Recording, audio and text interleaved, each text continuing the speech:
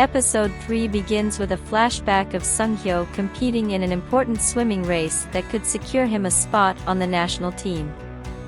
Unfortunately, his parents couldn't attend, as his mother is a diplomat and his father is a doctor.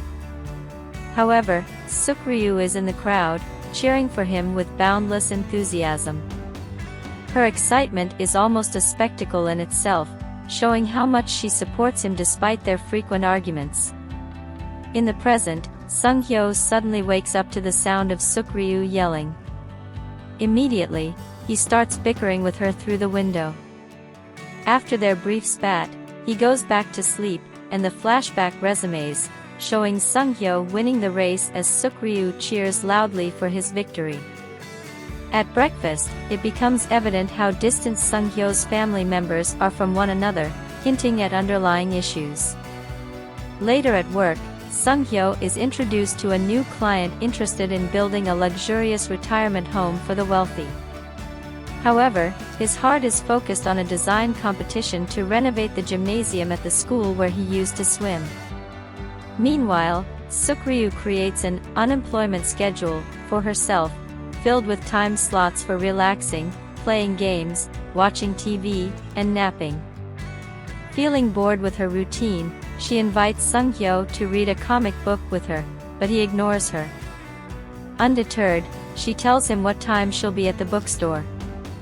Later, Sung-hyo ends up at the bookstore and runs into Moon. He pretends he isn't there because of her.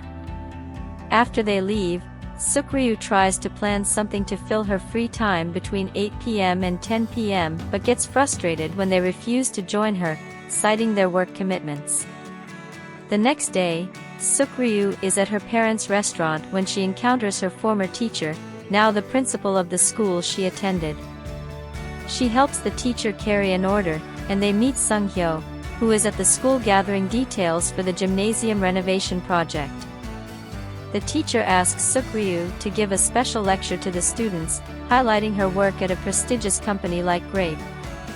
Suk-ryu doesn't mention her recent dismissal, and Sung-hyo remains silent as well. During the lecture, the students ask questions about her job until one student asks about her dream, leaving her speechless. Afterward, Sung-hyo asks for her help in digging up a time capsule they buried with a friend 10 years ago.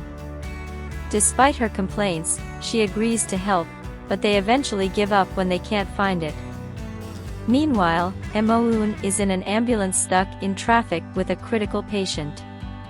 She notices a man clearing the road and declares him her ideal type. She doesn't realize that the man is reporter Dan-ho.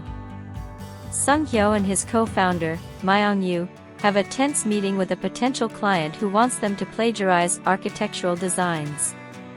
Sung-hyo refuses, leading to an argument between the two about the company's future. Myung-yu accuses Sung-hyo of letting personal feelings interfere with work, prioritizing the gymnasium project over the much larger retirement home deal. The argument leaves Sung-hyo shaken. Meanwhile, Dan-ho sends rice cakes to Moon as a thank you for her help. Elsewhere, Suk-ryu meets a potential employer eager to recruit her. Sung-hyo, passing through the area, sees her and confronts her. She tries to dismiss him, but he reminds her to pursue her dreams and questions if she really wants to return to a job she disliked. Suk-ryu argues that he's privileged and doesn't understand what it's like to struggle. He counters by pointing out she seems to have forgotten what he's been through, leaving the conversation visibly upset. A flashback reveals that Sung-hyo was in a car accident that ended his chances of competing in the 2008 Beijing Olympics, forcing him to give up his dream of becoming a professional athlete. In the present, one of Sung-hyo's employees offers him advice, prompting him to reflect on Suk-ryu's words. This helps him resolve his differences with Myung-yu. Meanwhile, Suk-ryu re-evaluates her life, realizing she's focused more on how others see her than on her own aspirations. In search of answers, Suk-ryu tries to dig up the time capsule again but fails. When her former teacher finds her, she confesses to quitting her job. The teacher offers her support and encourages her to pursue whatever path she chooses. Before leaving, she mentions that Sunghyo is at the gymnasium. When Sukryu finds him, he reveals he has already found the time capsule and teases her about the letter she wrote to her future self. During their conversation, he jumps into the pool, sharing that he hasn't been in one since his accident. After some playful teasing, Sukryu jumps in as well but nearly drowns. Sunghyo saves her and helps her relax enough to float. She asks if he would continue being an architect if he could swim competitively again. He says yes, then asks if she would return to her old job and ex-fiancé. She denies it as they exchange meaningful glances. A flashback reveals through Sunghyo's letter in the time capsule that he has liked Sukryu since their school days. In episode 4, Sunghyo lends one of his outfits to Sukryu after they leave the pool. He teases her about her height, and she tries to retort.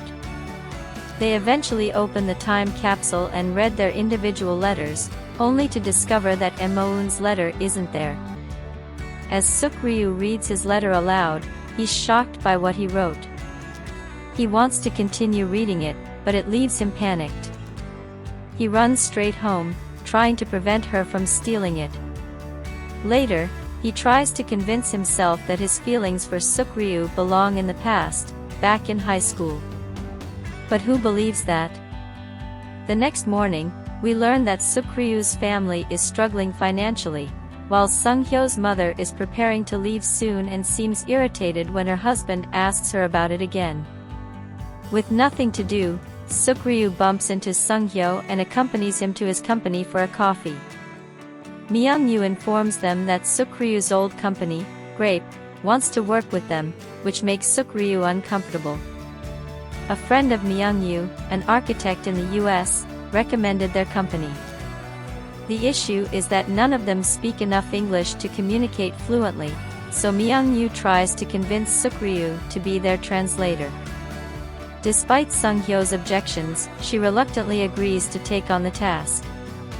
After the online meeting, Sukryu overhears the team discussing the possibility of closing the project with another company due to tight deadlines and the fact that Sunghyo's company is new and lacks a history. She tells Sunghyo about it, but he insists on doing his best and asks her not to tell Myungyu. She is upset, believing that he will just be a pawn in their hands, but he doesn't listen, and they end up arguing. Meanwhile, Moon and Dan-ho meet by chance at a convenience store. Surprised, they quickly become rivals due to their shared preference for a particular drink.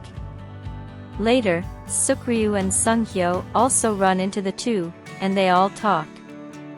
Dan-ho finds out that the three of them are childhood friends, but when Moon asks where he lives, he gives a vague answer and suddenly leaves the group to go home. The girls find this strange and become suspicious of him. On the way home, Sukryu asks Moon about her letter from the time capsule, and she admits that she took it that night after they buried the capsule because she was curious. Sukryu calls her a traitor and asks if she remembers what they wrote. But she claims not to remember Sunghyo's letter. Is that true? Elsewhere, Moon meets a fascinating 6-year-old girl who is searching for circles in the fields at the park. The girl, who believes in aliens and loves science fiction, reminds Moon of herself at that age, and Moon immediately likes her. Later, she excitedly tells Sukryu about the girl but forgets to ask her name. Meanwhile, Dan-ho helps Moon's mother, a real estate agent who helped him find his apartment, with some boxes. Sukryu's mother arrives, finds him handsome and strong, and asks about him as a potential match for Sukryu. However, Moon's mother was about to reveal something important about Dan-ho but is distracted by a phone call.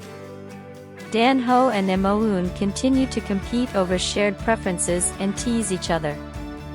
Sunghyo, Myungyu, and Sukryu finally arrive at the Grape meeting, where Sunghyo is supposed to present his proposal to the Grape representatives. Sukryu feels uncomfortable when she runs into a former team member who is now a team leader. In a flashback, it's revealed that Suk-ryu was a victim of workplace bullying, manipulated by her team members into doing all the work. There are also rumors about the career break she took a few years ago. Disturbed by the presence of this team member, Suk-ryu apologizes and heads to the bathroom. On her way back, she encounters him again, and he seizes the opportunity to mock her, calling her smart but easily manipulated. Sung-hyo arrives, sees what's happening, and is ready to punch the guy.